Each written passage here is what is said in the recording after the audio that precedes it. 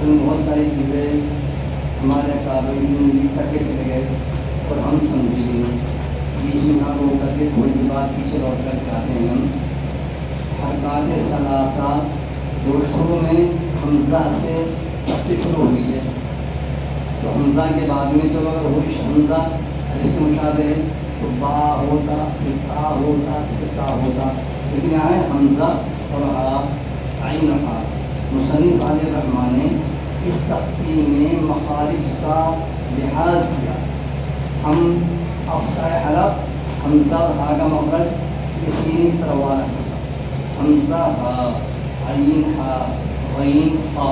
اب اوپر آئی جب حلق ختم ہوا تو اب زبان کی جڑ شروع ہوتی ہے. اس کے بعد تھوڑا سا پھر آگے چلیے، پھر زبان کے بیچ آ جاتا، پھر جب زبان کی کروٹیں آ جاتی ہیں، باد، لام، نون، را وغیرہ.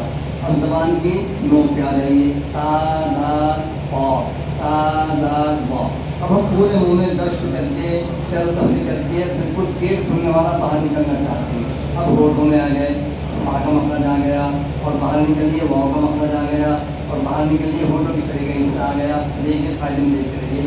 اور جب ہم بالکل کنڈی کھول کے چابی ہمارے ہاتھ میں باہر ہو گئے، اس حصے میں آ گئے کہ جو بالکل خشک کا حصہ نہیں.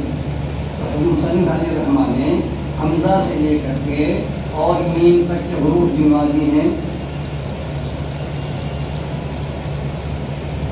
مخارج کی رعایت کی اس تختی میں. اب تنوین کی تختی میں اس کا الٹا ہے، میم سے شروع ہو کر کے حمزہ.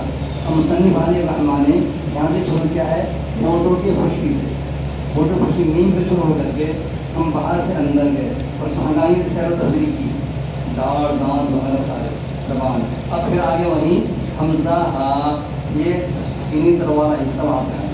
تو مصنف علیہ الرحمٰن نے اس میں مخارج کی رعایت کر کے یہ تختی لکھی ہے.